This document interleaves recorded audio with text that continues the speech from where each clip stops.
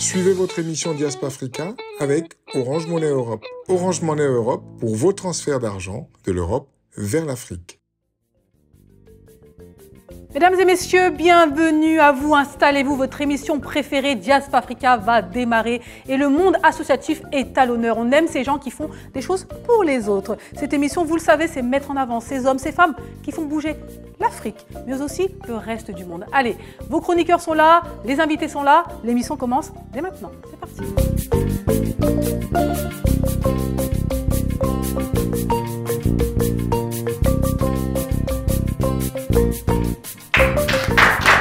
Contente de vous retrouver, nous sommes très heureux, j'espère que vous allez bien, chers téléspectateurs. Comme chaque semaine, notre objectif c'est de vous donner le maximum d'informations sur l'Afrique et les Africains. Comment allez-vous, chers membres, chère équipe Diaspora Africa? Comment tu me trouves déjà aujourd'hui? Élégant. Élégant. Je sais pas, chaque semaine, ça évolue, quoi. Merci beaucoup, c'est gentil. Non, c'est toujours un plaisir, Aïssatou, d'être là. Et bonjour à toutes et à tous. Et toujours un plaisir. Bien sûr, toujours. Voilà, plaisir, plaisir. Comment va Monsieur L, Mohamed L, Mister L? Ça va très bien, ça va très Alors, bien. après avoir parcouru le monde entier, donc tu nous reviens, on a de la chance de l'avoir parce que c'est un grand consultant international et on a la chance de l'avoir avec nous sur Diaspora Africa quand on arrive à l'attraper entre deux avions. Ouais, ça va, tu reviens d'Agadir, après tu repars au Pakistan. Ou, voilà. Alors, comment vas-tu? Ouais, ça va, impeccable. Je suis très content de participer à cette nouvelle édition. Merci beaucoup, Mohamed, Mister L. Voilà. Et on continue avec notre coach préféré, il s'appelle Baba Dem. Oui, un plaisir et content pour suivre la tendance. Heureux d'être là. Exactement, merci beaucoup. Alors on applaudit nos invités du jour. Nous avons le plaisir d'avoir Kumba Marega. Bienvenue à vous, c'est un plaisir de vous avoir sur le plateau de Diaspora Africa. Et nous avons Monsieur Moussa Djimera qui est avec nous aussi. Bienvenue à vous, c'est un plaisir de vous avoir ici. Comme j'ai dit, le monde associatif est dignement représenté par ces deux personnalités. J'espère que vous êtes contents d'être avec nous aujourd'hui sur Diaspora Africa. Très heureuse d'être ici avec vous. Moi, je suis très content d'être là. Super, vraiment. Ouais, super, on espère, on a hâte d'écouter ce que vous avez à nous dire. On parle de maladie de drépanocytose, on parle aussi de sensibilisation sur l'immigration. Et voilà, on en a parlé il y a quelques semaines, on va en reparler. C'est très important pour nous aujourd'hui de mettre notre pierre à l'édifice pour cette cause voilà, qui noble. Exactement. Merci Radim. Alors, que va-t-il se passer tout au long de cette belle émission? Il y a plein de choses, oui, on a plein de sujets à aborder, en plus de, bien sûr, nos invités. Alors, je vais vous donner la parole, c'est-à-dire, qui souhaitez-vous entendre en premier au niveau des sujets? Encore une fois, je le dis à chaque fois, ce sont les invités, les maîtres de cérémonie, les maîtres de ce show. Donc, s'il y a un sujet qui ne vous intéresse pas, vous pouvez leur dire merci, mais au revoir. D'accord. Kumba Marega, on commence par qui? Alors, plouf, plouf, plouf. Ça sera pas toi. Mister L. Mister L. Ben voilà. Ok, Mister L. Alors, de quoi vas-tu nous parler aujourd'hui? On va parler un petit peu de l'urbanisation de l'Afrique.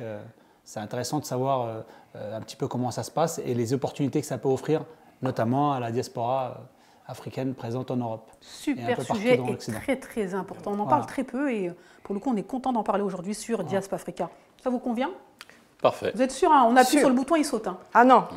On continue, on continue. Mister L, vous restez avec nous.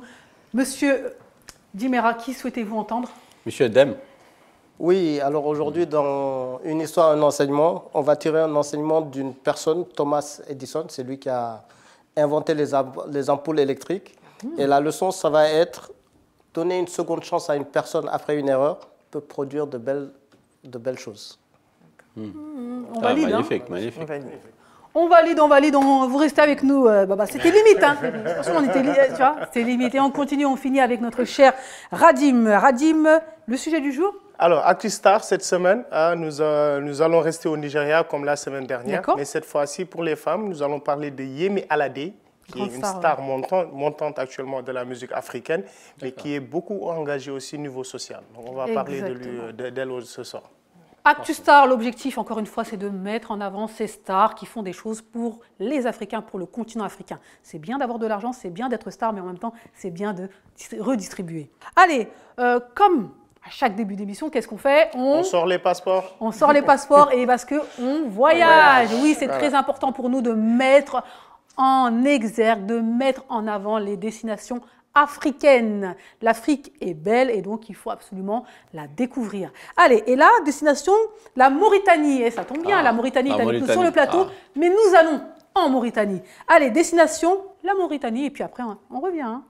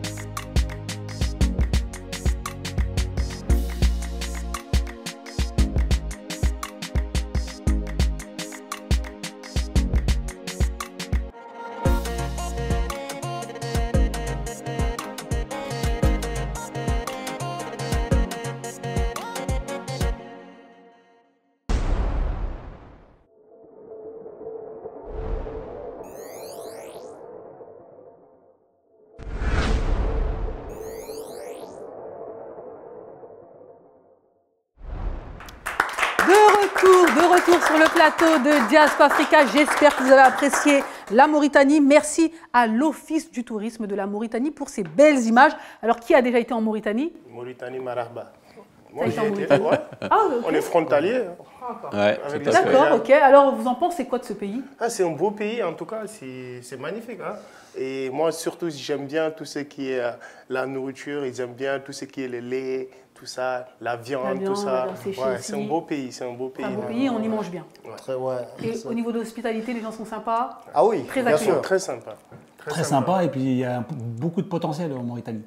D'accord. Énormément. C'est un des pays vraiment d'Afrique de l'Ouest là où il y a vraiment beaucoup de choses à faire. Très très intéressant. Bon, après là où j'ai été, il y avait beaucoup de sable aussi. Oui, ils ont un très beau désert. Mais c'est ce qui est intéressant en Mauritanie, c'est-à-dire qu'ils ont le désert et en même temps ils ont les plages.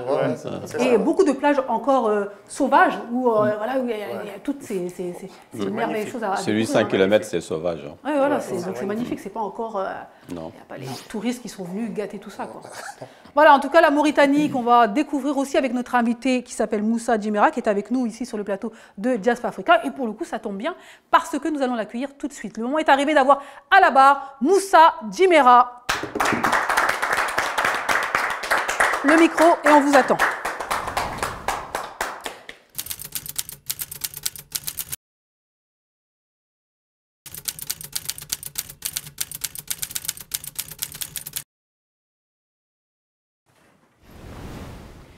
Moussa Djimera, bienvenue à vous. C'est un plaisir de vous avoir sur le plateau de Diaspora Africa. Vous êtes fondateur de l'association Djimbara. Alors, avant de commencer, jurez-vous de dire rien que la vérité à nos téléspectateurs et bien sûr à nos membres du jury ici présents qui vous écoutent. Que la vérité. Bien sûr, que la vérité. Rien que la vérité. Surtout. Alors, vous avez nos trois belles têtes, hein, bien faites. Alors, on va lancer le chrono. Vous avez 7 minutes pour nous convaincre, même si on est déjà convaincus. Avant de parler de l'association, on va parler de vous parce que c'est quand même une grande personnalité de la diaspora africaine d'Europe. Il a fait énormément de choses, hein, que ce soit dans l'artisanat, l'entrepreneuriat, dans le monde associatif. Alors, on souhaite savoir quelques informations vous concernant, même si ça peut tenir sur une émission. Hein, mais donnez-nous quelques informations vous concernant et notamment les différents mondes que vous avez pu aborder. En fait, les informations me concernant, c'est que je suis mauritanien, j'ai fait beaucoup de cinéma, mais par ailleurs aussi, je suis quelqu'un qui est... j'ai fait du scoutisme à l'âge de 7 ans et jusqu'à nos jours encore, j'interviens de temps en temps quand il y a des grands rassemblements, je suis invité et donc ça m'a appris la vie en fait. Je sors aussi d'une famille où mon père était enseignant, qui a beaucoup voyagé en Afrique occidentale et après les indépendances qui s'est installé dans son pays, la Mauritanie, et qui nous a appris, qui nous a inculqué les valeurs et aimer aller vers l'autre. Voilà, j'ai toujours été vers l'autre. Voilà un aperçu de qui est Moussa Djimera. Donc maintenant, on va s'intéresser à l'association Djimbara, donc la raison pour laquelle vous êtes là aujourd'hui. Alors, je vous laisse la présenter et surtout vous expliquer pourquoi vous avez décidé de créer cette association. Qu'est-ce qui vous a poussé? En fait, j'arrive à 95, dans la gare de Lyon, je rencontre une dame qui s'appelle Mona Chasserio, à l'époque, qui distribuait un peu de la soupe. Et vu que j'avais travaillé auparavant en 87-88 auprès des enfants de la rue en Mauritanie, donc je suis attiré naturellement parce que c'est quelque chose qui me rattrape. Mon passé m'a rattrapé, donc j'ai été voir cette dame qui distribuait de la soupe et qui m'a expliqué un peu le travail qu'il faisait. Et comme c'était, en tout cas, ça a été un grand centre d'intérêt pour moi, puisque par ailleurs, c'est ce que je faisais dans mon pays, j'ai dit, OK, je viens vous donner un coup de main de temps en temps. Et un jour, elle m'a dit, écoute, moi j'ouvre un accueil de jour pour donner à manger, est-ce que vous voulez venir travailler avec moi? C'est comme ça que j'ai commencé ce travail, en tout cas dans le social ici en France. J'ai commencé par cet accueil de jour. Et petit à petit, je me suis aperçu que les gens ne venaient pas manger au local. Donc du coup, j'ai commencé à faire des sorties comme j'en faisais en Mauritanie. J'ai été à la rencontre des personnes qui sont à la rue et petit à petit pour les faire venir un peu sur ce lieu-là. Et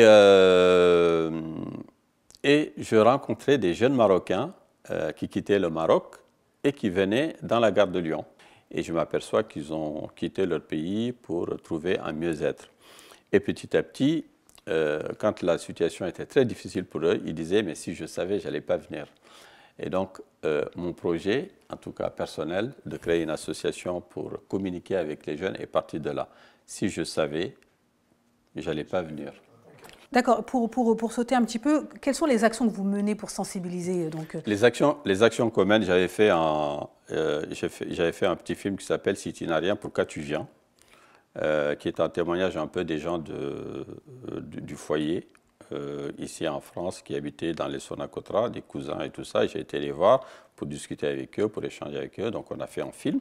Et ce film-là, je l'ai pris, je suis parti en Afrique, j'ai fait les écoles primaires, j'ai fait les collèges, les lycées, et j'ai créé un peu d'échanges. Et ma grande surprise, à chaque fois que j'arrivais dans un lycée et qu'on discutait, la question, il vous reste une minute. La plupart des gens, c'est-à-dire, voulaient partir en France, voulaient immigrer en tout cas. Et donc, par le biais un peu de ce film, ça a pu mettre en place, c'est-à-dire un dialogue avec les jeunes et ensuite expliquer, bon, je vais faire beaucoup de choses après ça pour expliquer un peu comment ça se passe ici. Le but n'étant pas de les dissuader, mais de dire, vous partez en connaissance de cause et préparez-vous. Les informer. Alors, des actions donc, concernant la citoyenneté, pour vous, c'est très important que nos jeunes deviennent de vrais citoyens. Et donc, pour devenir des vrais citoyens, forcément, il faut les informer à ce qu'est être un bon citoyen. Et donc, vous mettez en place des actions dans ce sens-là, que ce soit en Mauritanie et au Sénégal? Oui, tout à fait. En fait, je fais partie d'un programme qui s'appelle Graines de citoyenneté, qui est initié par le GRDR. Merci on est au bout des 7 minutes. Allez-y, finissez. Donc, qui est initié par le GRDR. Et donc, j'ai pris part dans ce programme, puisque mon action, c'est la continuité de mon action. Quand on parle aux jeunes, il faut aussi pouvoir les accompagner dans le cadre de leur projet, trouver des financements et les accompagner un peu dans tout ce qui est la réalisation de leur projet. Alors, merci beaucoup Moussa Djimera. Quoi qu'il en soit, nous avons d'autres questions à vous poser. On vous les posera à votre place. On va écouter nos membres du jury. Que pensez-vous des actions que mène Monsieur Djimera? C'est vrai que parlant de l'immigration, c'est un sujet, comme on l'a dit la dernière fois, très large. Mais c'est vrai que nous, aujourd'hui aussi, on a un rôle très important, nous qui sommes là, de pouvoir véhiculer un message à ces jeunes-là pour qu'ils puissent comprendre beaucoup de choses, parce que la plupart qui sont là-bas, ils ne savent pas les réalités qui sont ici. Et en tout cas, c'est une cause très noble et bonne chance et bonne continuation pour la suite. Oui, c'est ce qui est intéressant, c'est le fait effectivement d'informer les jeunes au pays avant qu'ils se retrouvent dans la galère dans laquelle se trouvent ceux à qui vous vous adressez. Donc effectivement, et nous aussi, c'est ce qu'on essaie de faire ici, c'est qu'on encourage à ce que le retour au pays, etc. Donc si on encourage le retour, c'est aussi pour encourager la non-migration de ceux qui sont là-bas. Donc il faut qu'on crée des opportunités qui permettent à ces jeunes de rester dans leur pays d'origine et de ne pas rentrer dans une galère. Voilà, quoi. Merci beaucoup. Ouais, et puis ce qui est salutaire, c'est qu'au lieu d'attendre, il va vers les autres en fait. Il allait à la recherche des migrants Et il allait à leur contact. Et d'ailleurs, le nom, si je savais, ça part d'eux donc rien que le geste, c'est vraiment salutaire. Vraiment, merci, bravo. Merci beaucoup, merci. Je vous en prie, vous reposez le micro. Il s'appelle Moussa Djimera, fondateur de l'association Djimbara. C'est marrant, ça nous fait penser, on se dit c'est dommage qu'il n'a pas rencontré Yves Obo, ouais, qui fait à peu près exactement les mêmes choses concernant l'immigration. Donc je pense qu'il y a un point, un lien à faire. Ouais. Alors on continue cette émission. Que pensez-vous, vous, cher Koumba Marega, des actions menées notamment contre l'immigration? C'est une très belle action avec tout ce qui se passe maintenant dans le monde. Et vraiment cette sensibilisation que vous faites pour prévenir ces personnes de ne pas faire cette traversée, de faire attention, de bien s'informer et de les accompagner à ne pas risquer leur vie. Enfin, oui, bien sûr, tout simplement. C'est tout simplement ça. Et c'est bien, il y a quand même une nuance, il l'a dit tout à l'heure, c'est-à-dire qu'ils ne sont pas là pour empêcher, mais pour éventuellement informer. C'est ça. Je ne vous dissuade pas, je vous dis juste, voilà ce qui va se passer. Tout à fait. Et ça, c'est une nuance très importante. Tout à fait. Merci beaucoup. On continue cette émission. J'espère que vous allez bien, vous, chers téléspectateurs. N'hésitez pas à réagir sur nos réseaux sociaux. Et on va continuer avec quelque chose de beau. Ils font l'Afrique. On met en avant donc ces hommes, ces femmes qui font des choses qui méritent d'être connues. Et là, c'est destination le Nigeria avec un génie de l'informatique. Allez, c'est parti pour Ils font l'Afrique et ils font aussi bouger le reste du monde.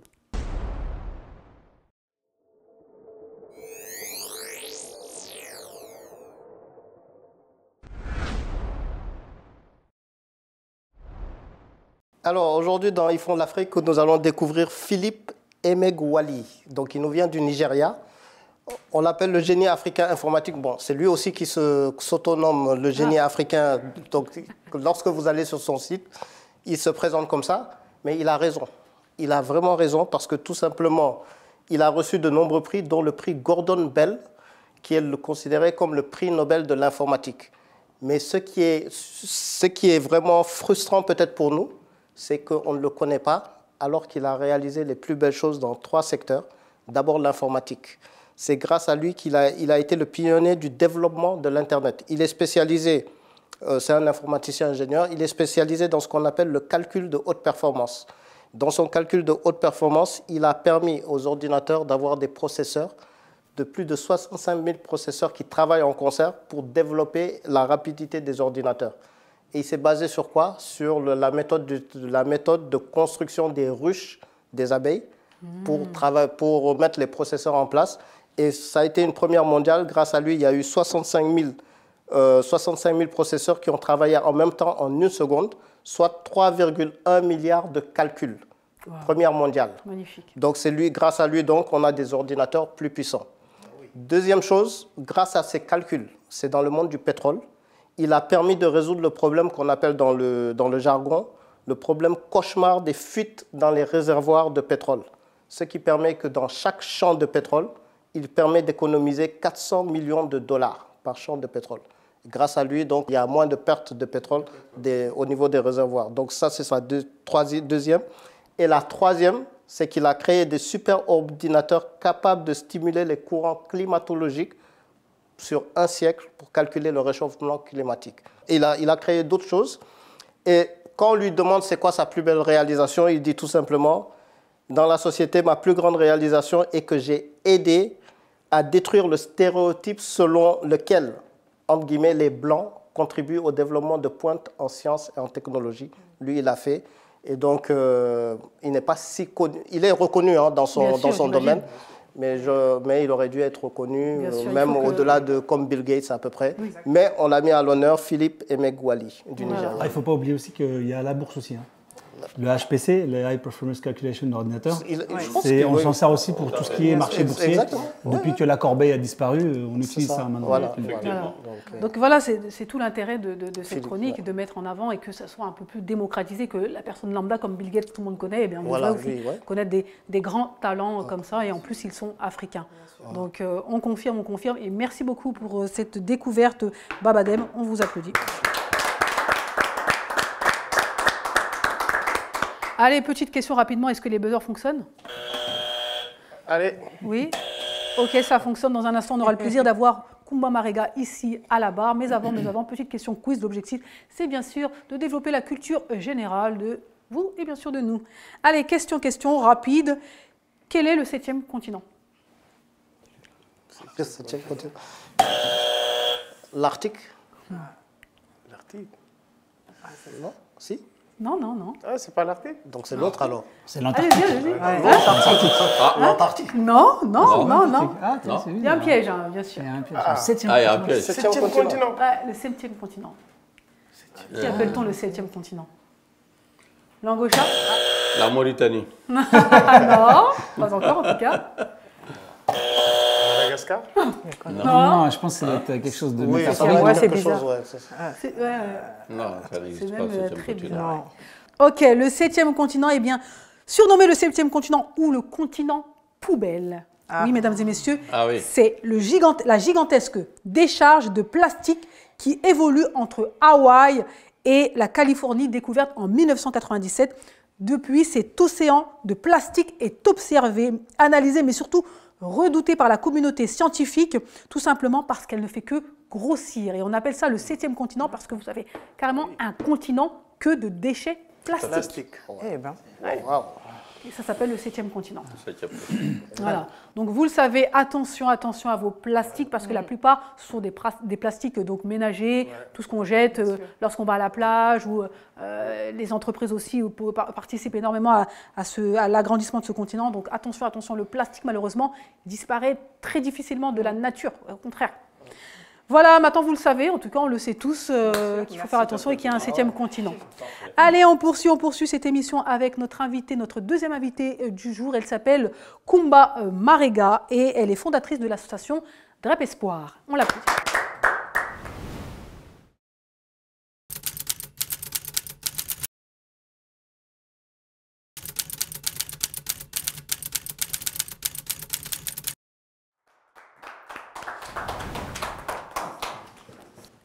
À mes côtés, donc Kumba Marega, fondatrice de l'association DREP Espoir. Alors, vous avez en face de vous donc les membres du jury, nos téléspectateurs surtout. 7 minutes pour convaincre. Jurez-vous de dire rien que la vérité, bien sûr. Rien que la vérité, et je le jure. Ah, merci, ça c'est très convaincant. Alors, on lance le chrono. Alors, on va parler de l'association donc DREP Espoir, vous avez dû le comprendre, c'est la drépanocytose aujourd'hui dont on va parler.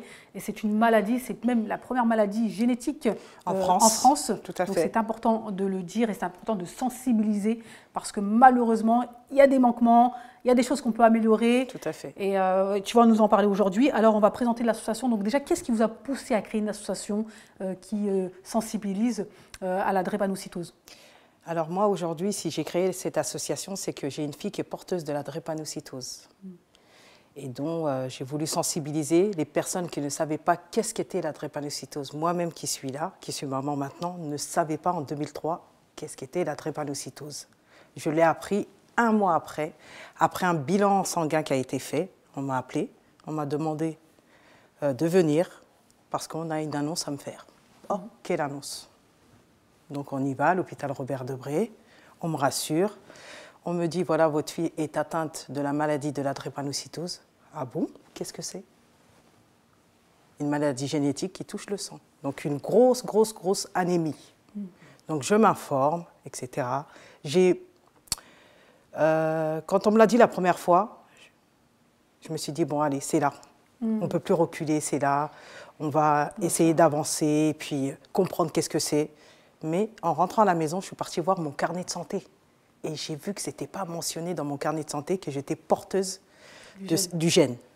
Bon, on ne risque rien quand on est porteur du gène. Porteur sain. Sain, exactement, on ne risque rien du tout. Et après, au fur et à mesure du temps, maintenant elle a 21 ans, j'ai dit bon, je vais créer cette association pour pouvoir sensibiliser toutes les personnes qui sont porteurs sains. Parce que ceux qui sont porteurs, ils ont déjà la pathologie, ils sont accompagnés, etc. Mais ceux qui ne sont pas porteurs sains, il faut faire le dépistage. Mais surtout, le point essentiel, c'est que cette maladie, elle a eu une stigmatisation, la maladie des Noirs. Mais en 2024, ce n'est plus la maladie des Noirs, c'est la maladie de tous. Donc qu'on soit porteur de près ou de loin, il est important de sensibiliser. Parce que vous ne savez pas qu'est-ce que c'est vraiment la drépanocytose. C'est la maladie que moi j'appelle la maladie de la douleur. Et la douleur, elle est inestimable. En tout cas, merci beaucoup pour ce témoignage et de sensibiliser parce que c'est une grande maladie et qui touche de plus en plus de personnes. Effectivement, donc on dit la maladie des Noirs, entre guillemets, parce que c'est vrai que ça touche beaucoup. Donc les gens issus de l'Afrique subsaharienne, mais aussi d'Asie, des Antilles. Tout à fait. Et les milieux aussi méditerranéens aussi. Ouais, voilà, exactement, le bas méditerranéen. Donc c'est pour ça qu'on parle de cette maladie, un peu la maladie du Sud, on va dire. Alors, cette association, vous accompagnez qui dans cette association? Quels sont les messages que vous véhiculez à travers cette association? Moi, j'accompagne toutes les familles qui soient atteintes de près ou de loin. Voilà, les familles, les porteurs sains ou pas porteurs sains. On accompagne tout le monde, ceux qui veulent se renseigner par rapport à ça, parce qu'on peut avoir un proche, on ne le sait pas, hein. On peut avoir quelqu'un qui est atteint, ou même dans les instituts, nous qui accompagnons ces personnes qui sont atteintes ou pas, on a besoin de leur donner les rassurer en fait, qu'on a cette connaissance de cette pathologie. Et même les professionnels de santé, à l'heure d'aujourd'hui, à l'heure où je vous parle, ne sont pas calés sur cette pathologie. Il est important de former toutes les personnes professionnelles qui vont s'occuper de ces personnes-là. Et même des familles sont là. Hein. Il faut les accompagner. C'est important. Il y a des familles qui sont seules, qui sont même, si vous voulez, qui n'ont plus personne. Parce que pour eux, c'est une maladie de pudeur. Et ça, c'est très important. Moi, j'ai eu des témoignages. J'ai eu des familles qui ont dû sacrifier plein de choses par rapport à ça. Et j'ai même des personnes qui ont dû divorcer par rapport à ça. Oui, bien sûr. Voilà. Parce que c'est un choix. Est-ce qu'on veut un enfant malade? Est-ce qu'on veut accompagner un enfant malade? Est-ce qu'on est prêt à prendre cette charge? Telle est la question. Mais pour prendre cette charge, on a besoin de l'État, on a besoin de tout le monde. Si tout le monde est mobilisé pour cette pathologie qui est pareille que la mucoviscidose, qui est pareille que toutes les autres maladies, tous concernés. Eh ben, on est tous concernés de près ou de loin. En tout cas, merci beaucoup pour ce message. Merci. Et il y a quand même un point qui est très important, même si le temps est court, c'est que les drépanocytaires ont besoin de sang, notamment de sang venant de personnes noires, notamment ceux qui sont noirs. Bien sûr. Parce que, effectivement, tous les sangs sont les mêmes, mais quand tu es drépanocytaire et que tu es noir, tu as besoin de sang de personnes noires. Et le problème de la communauté africaine, c'est qu'elle ne donne pas assez son sang. Donc souvent, les drépanocytaires se retrouvent sans assez de sang pour pouvoir les soigner. Parce qu'en fait, on leur injecte, on leur, et les échanges et les transfusions. On fait de la transfusion sanguine pour qu'ils aillent beaucoup mieux et plus rapidement. Et donc, ils ont besoin de transfusion sanguine, mais venant de sang d'Africains. Et je suis contente vraiment que vous parlez de ce point par rapport à la transfusion sanguine et qu'on a besoin du don du sang. Vraiment, j'appelle à la population noire qu'il est important d'aller donner votre sang. C'est une vraie Parce que ce n'est pas que pour les drépas, c'est pour tout le monde. On sauve une vie avec une poche de sang. Il est important de prendre quelques minutes, quoi qu'il arrive, d'aller se poser et de donner, si on est en bonne santé, d'aller sauver une vie. Et vous n'allez pas le regretter. Et c'est tout ce que j'ai à dire. 7 minutes? Ouais. Ah bah super, elle a calé son discours. Hein. Merci beaucoup pour ce beau message de sensibilisation. Non, c'est pas terminé. Il vous reste encore quelques minutes avec nous. Alors on va se retourner vers les membres du jury. Donc qu'avez-vous à dire à notre cher Kumba Marega? Moi, je passe mon tour parce que je suis trop ému, donc je laisse au... Mr. L. Non, c'est un sujet effectivement dramatique parce que c'est pas simple. Hein. Il faut savoir que donc c'est une déformation du globule rouge. C'est ça. Au lieu d'être rond, il est longiligne. Oui. C'est un petit peu. Je vais pas prendre une image. Il faut pas le prendre mal, mais c'est comme si vous disiez à des joueurs de foot, vous leur donnez un ballon ovale et vous leur dites de jouer au foot. C'est ça. C'est impossible. C'est-à-dire que vous demandez au corps de faire des fonctions, de fonctionner avec un élément qui n'est pas de la bonne dimension. C'est ça. Donc c'est pour ça que ça provoque tout ça, parce qu'il y a la respiration aussi, parce qu'il y a l'hémoglobine. Bien sûr. Parce qu'il faut transporter le fer, donc ça crée l'oxygène, beaucoup ça de bouche. Voilà. Exactement. Voilà, ça, c'est vraiment dramatique effectivement, et il faut insister. Vital. Ce qui est bien, c'est d'informer. D'une part, et puis ce que tu viens de dire, c'est le don du sang qui est. Et ce que j'aime bien aussi chez Madame, c'est qu'elle a dit, au-delà de la drépanocytose, donner son sang, c'est bien parce qu'on peut sauver des vies pour autre chose. En fait. Bien sûr. Donc c'est vraiment bravo, et j'espère que votre association aura le succès qu'elle mérite. Merci beaucoup. Par rapport à la drépanocytose, je connaissais, en fait, il y a eu beaucoup de sensibilisation, mais c'est la première fois que j'écoute un témoignage et qui me fait comprendre vraiment, par exemple, par rapport à votre fille, le côté, le marteau, la douleur. Et c'est aujourd'hui que je prends vraiment conscience de la vraie douleur des malades du drépanocytose. Exactement. Quelquefois, elle me dit, maman, dernièrement, elle a une hospitalisation, elle m'a dit, maman, laisse-moi partir. Parce que c'est une bombe, c'est une mèche qu'on allume, on ne sait pas quand est-ce qu'elle va éteindre. Tellement que la douleur, elle est puissante. Même moi, je ne pleure pas devant elle. Je sors, je fais tout. Même là, j'ai les larmes aux yeux et tout. Mais c'est incroyable, c'est quoi ce truc? Et il n'y a aucune maladie qui est égale à ça. Aucune. Merci beaucoup, Koumba Marega. Merci. Donc c'est très important cette sensibilisation. Merci d'avoir osé venir ici sur Diaspora Africa pour nous en parler, parce qu'encore une fois, nous sommes tous concernés, on peut tous participer en tout cas à améliorer les conditions de vie de ces drépanocytaires. Et il y a quelque chose que tu as dit, c'est-à-dire qu'il y a des gens, c'est-à-dire si vous savez que vous êtes porteur ou si vous avez fait le test pour savoir si vous êtes porteur, eh bien c'est important parce que la personne avec qui vous allez vous marier, eh bien elle aussi doit faire le test, et si ça ne colle pas, entre guillemets, si elle aussi a le gène, au moins vous le savez. Vous n'arrivez pas comme ça à l'hôpital où on vous dit « Ah, c'est un bel événement qui se termine en événement difficile. » C'est ça. Donc voilà, en tout cas, merci beaucoup pour cette sensibilisation et pour les différents points abordés. Souhaitez-vous réagir, monsieur? Oui, je voulais réagir parce que j'avais 15-16 ans et on avait une dame qu'on appelait Aïda, qui était à la Croix-Rouge de ma ville où je suis né, à Rosso, Mauritanie. Et on avait fait, par le biais des jeunes, on avait fait de la sensibilisation dans les villages et tout ça, parce qu'on estimait que voilà, il fallait faire de la sensibilisation, pas que pour plein de réseaux. Et moi, j'ai fait des sketchs aussi dans ce sens-là, dans la rue, pendant des années, avec les jeunes. On sensibilisait un peu sur pas mal de maladies. Et je trouve que c'est intéressant parce que vous en parlez, le don de sang, c'est toute une histoire pour nous, parce qu'il y a plein de choses qui sont véhiculées. Je pense qu'il faut casser un peu les stéréotypes. Il faut sensibiliser. Merci beaucoup, merci pour cette intervention. On continue, mesdames et messieurs, cette émission. N'hésitez pas, si vous souhaitez accompagner ou avoir plus d'informations sur cette maladie, vous tapez... Drep Espoir. Drep Espoir. Vous avez un site internet, vous avez quelque chose? Sur Insta, Drep Espoir. Sur Facebook, Drep Espoir, pareil. Voilà, toutes les informations sont là. On continuera à les dire tout au long de cette émission. Radim, ça va? Ça te touche, hein? Ça nous touche tous. Allez, on poursuit cette émission. Le moment est arrivé de vous offrir notre agenda du jour, offert par Orange Money Europe. Si vous ne savez pas quoi faire après le travail ou durant les vacances, eh bien nous, on a plein de choses à vous proposer. Allez, on regarde. L'agenda des diasporas avec Orange Money Europe.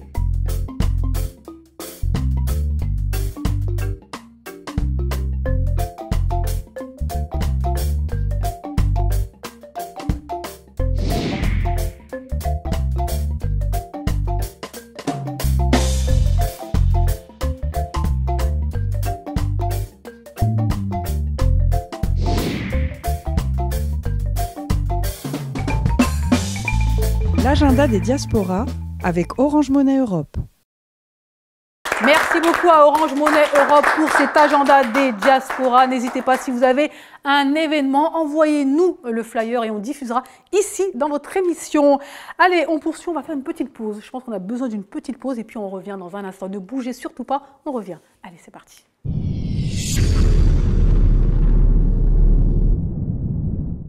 Votre famille est en Afrique? Pour envoyer de l'argent de l'Europe vers l'Afrique, c'est immédiat. Et oui, en quelques secondes, c'est arrivé. Pour envoyer de l'argent, c'est simple. Une application mobile, 1000 boutiques en France, 500 000 boutiques en Afrique, sécurisé. L'argent est bel et bien sûr d'arriver. C'est ça, Orange Monnaie Europe.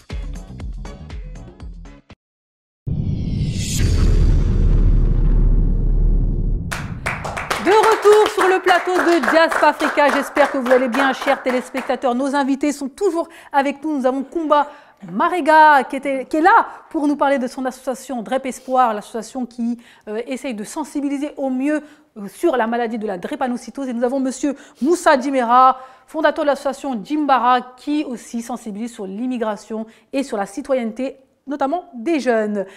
Nos chroniqueurs, ils sont là, ils sont tout beaux. Nous avons Radim, Babadem, ainsi que Mister L. Et on va continuer avec vous, oui, cher Radim, dans un instant. Oui, Baba, une histoire d'enseignement, c'est ça que vous attendez? Rassurez-vous, ça arrive. Alors, ActuStar, ce sont des stars qui font des choses, qui gagnent de l'argent, mais en même temps, qui redistribuent. Allez, on t'écoute.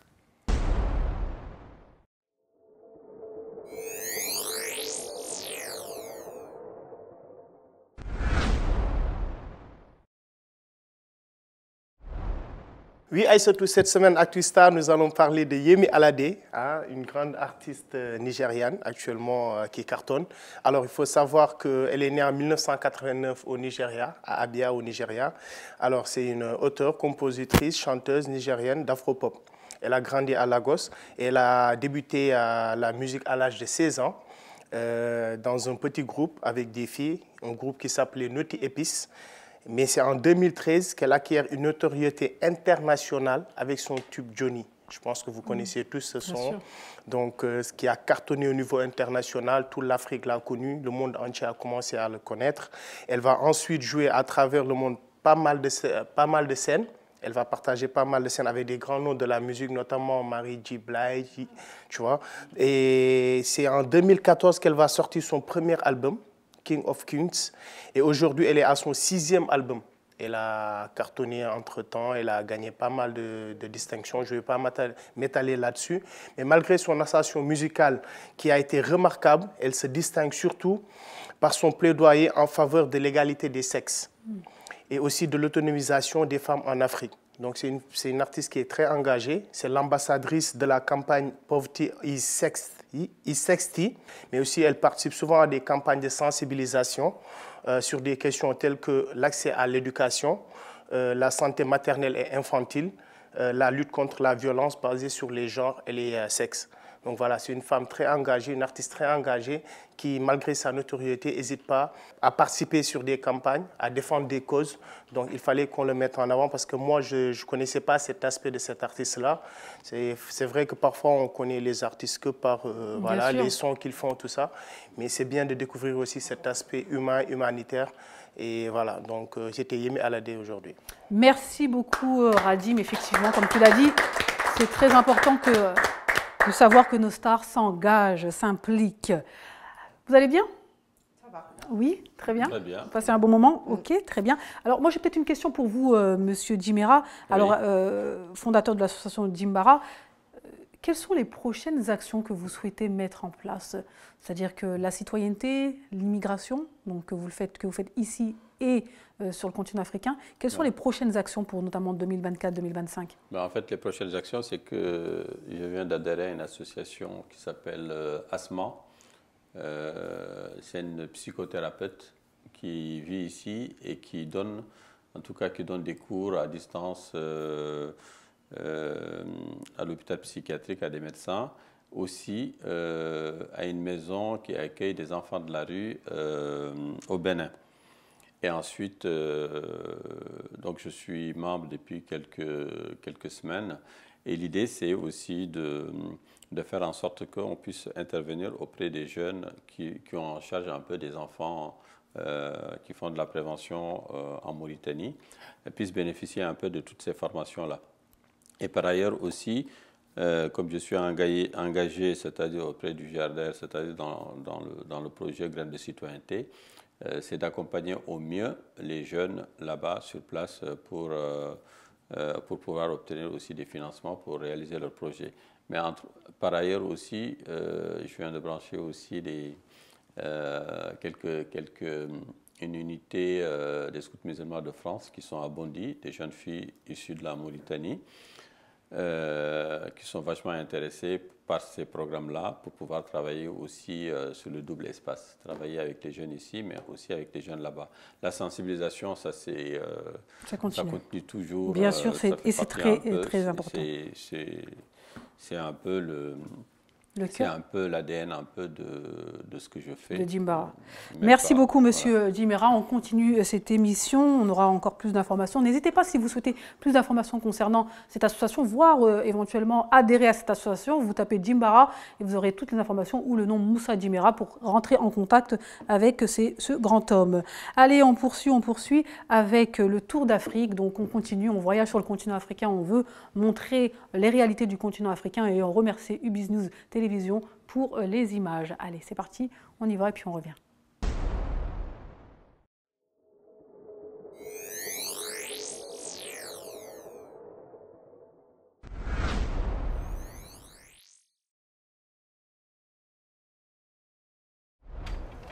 Mes activités principales, c'est l'agriculture, précisément l'élevage avicole, les petits ruminants, l'aquaculture et les maraîchages.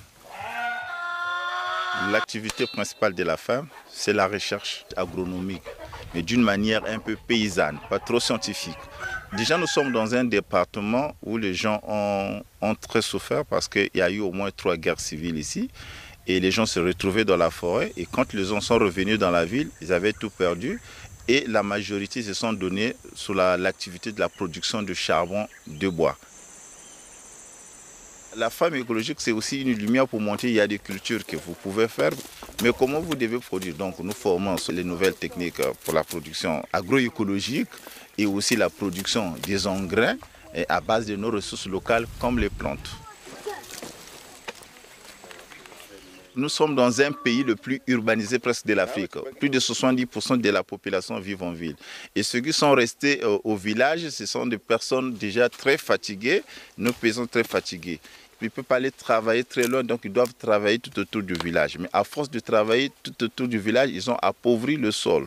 Donc il faut chercher d'autres techniques pour augmenter leur production. C'est dans ce sens-là que nous essayons d'introduire d'autres systèmes de production, exemple la production de bokashi. Pour moi, c'est parmi les meilleurs composts pour améliorer la fertilité biologique du sol parce qu'au bout de 2 semaines, ils ont leur compost par rapport au compost traditionnel qui peut aller jusqu'à 6 mois.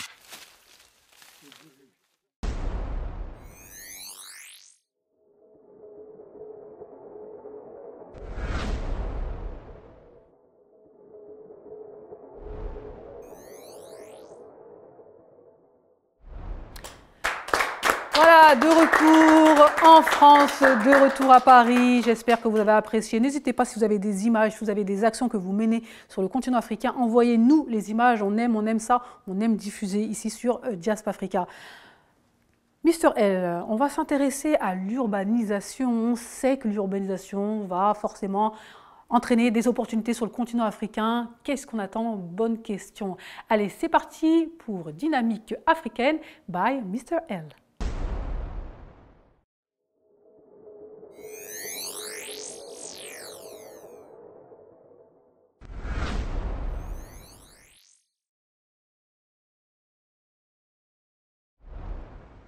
Oui, alors l'urbanisation, elle est galopante en Afrique, il faut le savoir. C'est quoi déjà? L'urbanisation, c'est le fait qu'on habite en ville. C'est ça, l'urbanisation, c'est le fait que les villes grossissent. Donc il faut savoir que dans les années 50, il y avait à peu près 30 millions de urbains en Afrique. Et vous savez à combien c'est aujourd'hui? Je pense que ça dépassait les centaines de millions. 600 millions aujourd'hui. 600 millions aujourd'hui et d'ici 2050, 1,2 milliard. C'est-à-dire le double Parce que la population sera estimée, aujourd'hui en 2050 à 2,5 milliards. Quelles sont les plus grosses mégalopoles qu'on a en Afrique? Je pense qu'il y a Lagos. Ouais, c'est vrai. Le Caire. Le Caire, oh bien. Et la troisième? Elle est plus compliquée, la troisième. Oui, peut-être l'Afrique du Sud, non? Non, Kinshasa. Ah d'accord, la RDC. Il faut savoir que la République démocratique du Congo est la 4e population, classement 4, c'est 77 millions, 77 millions d'habitants. Hein. Effectivement. Ouais, et tu sais, c'est quoi le deuxième d'ailleurs? Le deuxième pays le plus peuplé d'Afrique? Ouais. Le deuxième. Ouais, le deuxième, parce que le premier, on n'arrête pas de parler de Nigeria. Là, oui, bien sûr, le Nigeria. Et le deuxième, c'est l'Égypte? Non, l'Éthiopie. L'Éthiopie, ah d'accord. 100 millions, ouais. 100 millions d'habitants l'Éthiopie, on ne se pensait pas ça. 181 pour le Nigeria. Et en fait, ce qui se passe, c'est que l'urbanisation pose des problèmes parce qu'effectivement, il y a le phénomène de bidonville. Bien sûr. Comment on fait pour traiter l'eau? Donc les eaux usées, les déchets, on parlait de plastique tout à l'heure, donc les déchets. Donc ça, il y a beaucoup de problèmes. Mais en même temps, il y a des opportunités. Et comme on parle de la diaspora, etc., on parle souvent des possibilités. Par exemple, l'immobilier, c'est un très bon compromis. Même un R+3, R+4, R+5, un petit immeuble peut être le début de quelque chose, d'une histoire de business qui peut marcher pour quelqu'un qui a un petit pécule ici en France et qui se dit « mais je ne sais pas comment faire, je pars avec ça ». Et il peut faire de l'immobilier, par exemple, soit touristique, ça dépend du pays, hein, bien sûr, parce qu'il y a l'Afrique c'est grand, 54 pays. Ça peut être pour la classe moyenne, parce qu'il y a l'émergence d'une classe moyenne aujourd'hui. Dans toutes ces villes, il y a l'émergence d'une classe qui a besoin de logement. De se loger, oui, bien sûr. Puis il y a aussi les bureaux, parce que là je passe à la deuxième. Voilà, je passe à la deuxième opportunité qui est tout ce qui est digital.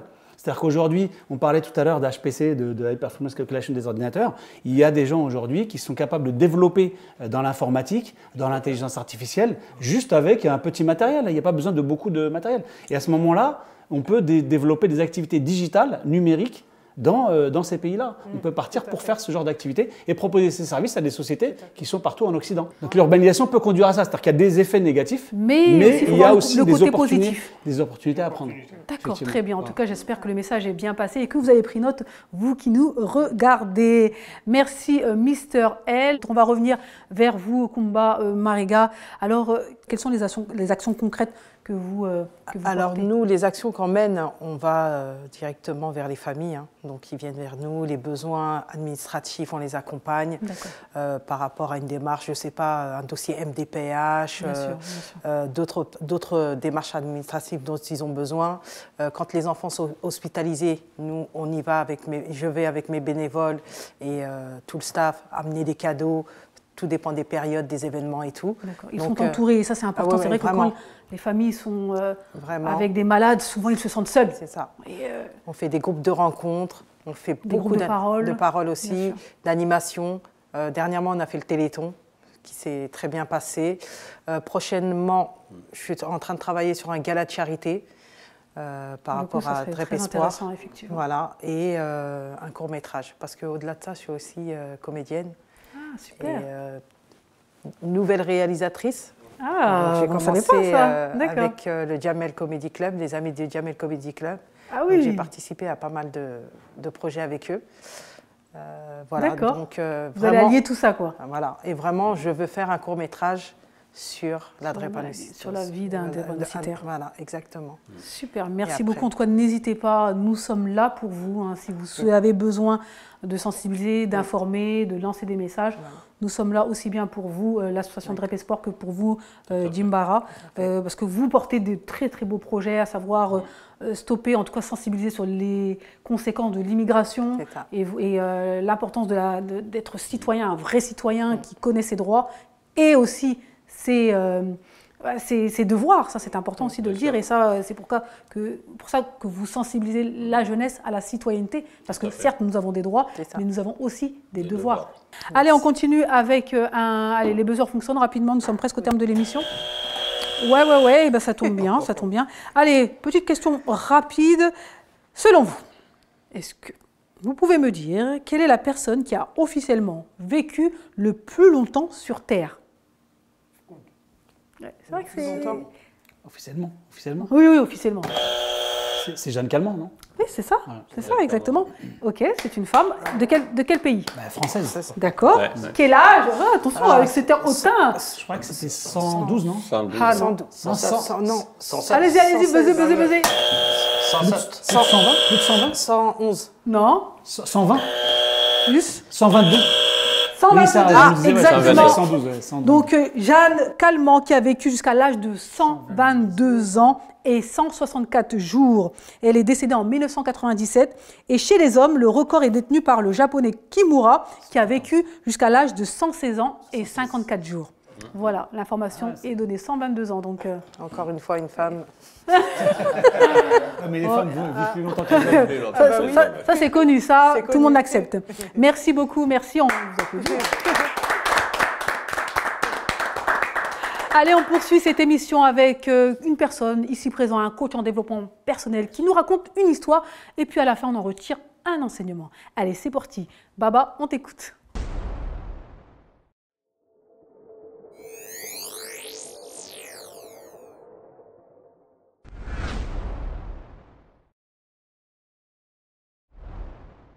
Alors aujourd'hui, une histoire, un enseignement, nous allons apprendre de ses erreurs avec Thomas Edison. Thomas Edison, c'est tout simplement un inventeur. C'est lui qui a inventé les ampoules électriques qu'on connaît.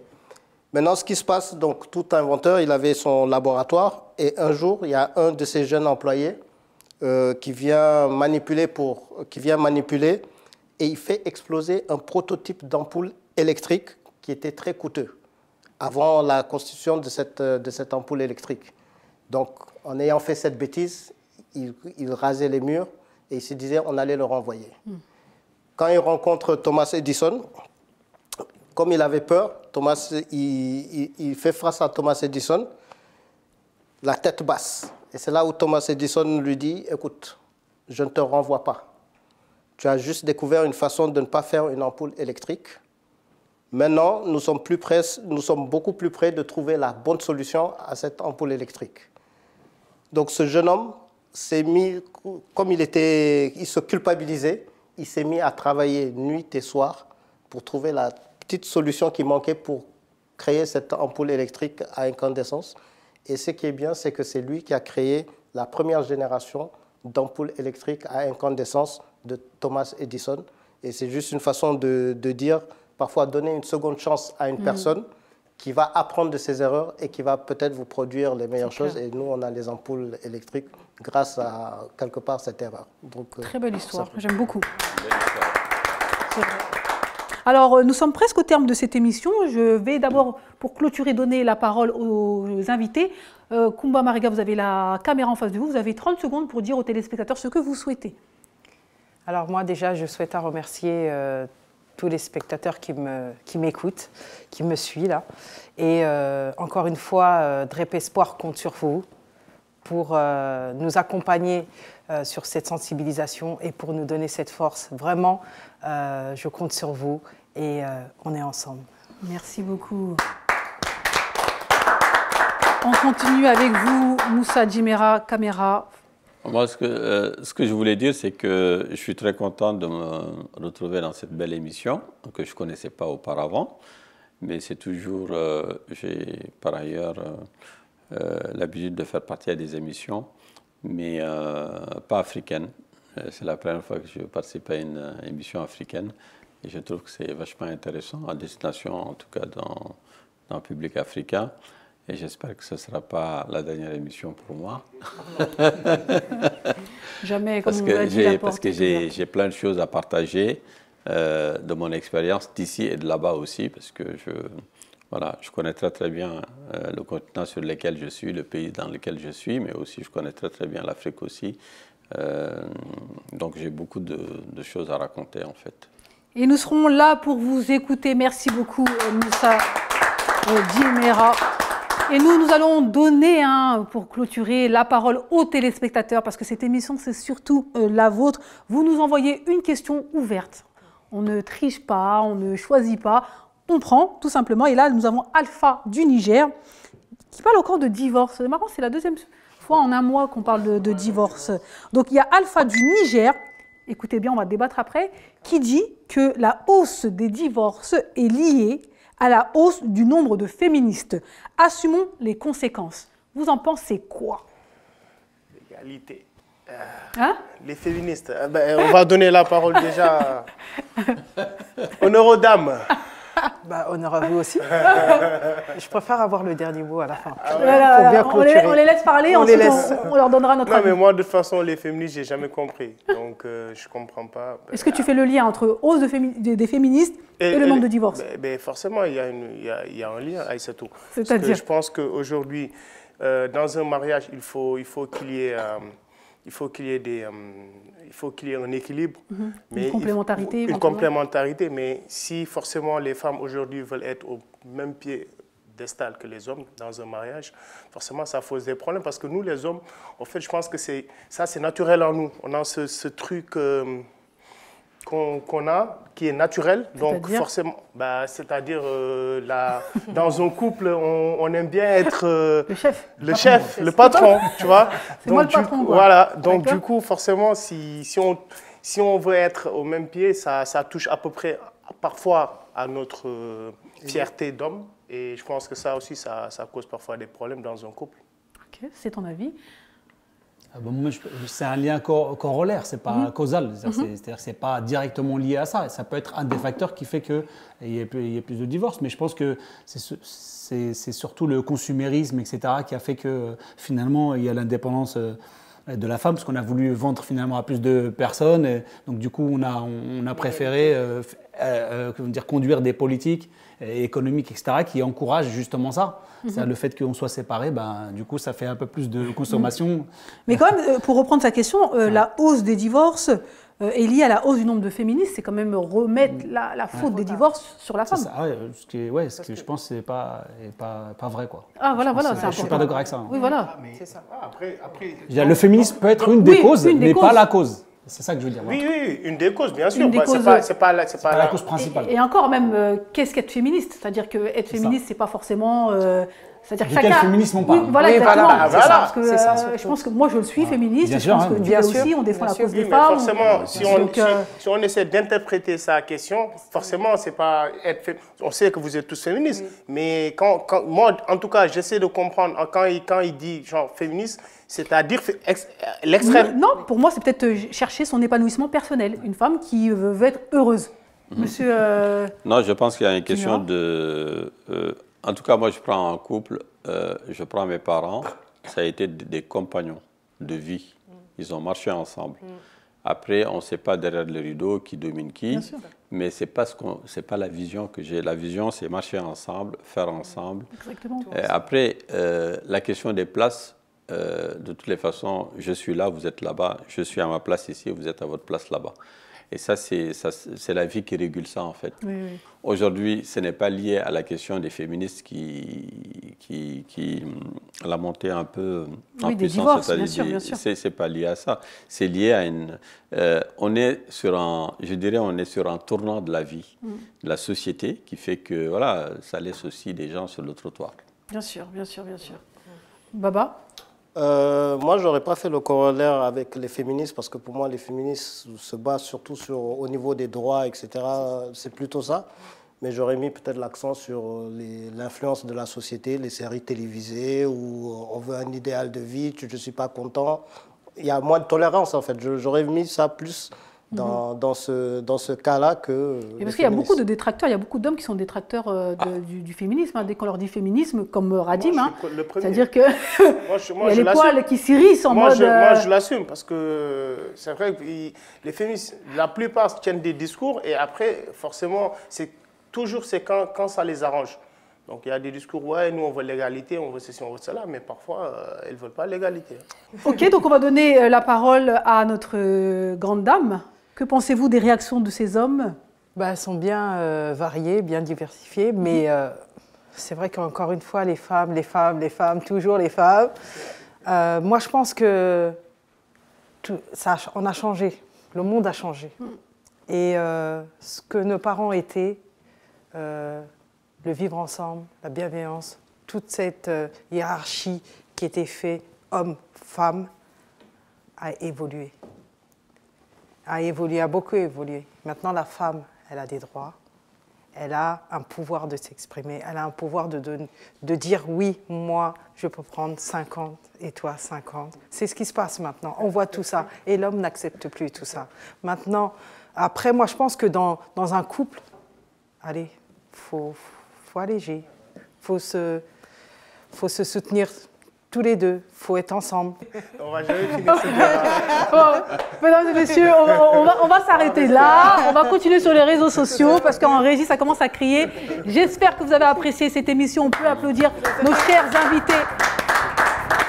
Moussa Dibera était avec nous, Kumba Marega était aussi avec nous. On va aussi applaudir nos chroniqueurs, Radim, Mister L ainsi que Babadem. Merci bien sûr à notre sponsor officiel Orange Money Europe. Merci bien sûr à l'équipe technique et merci à tous nos diffuseurs. Nous sommes diffusés partout en Afrique, partout en Europe et bien sûr même aux États-Unis. Allez, on se retrouve très bientôt pour un nouveau numéro de votre émission préférée. Je dis, j'insiste, Diaspora Africa. Bye bye.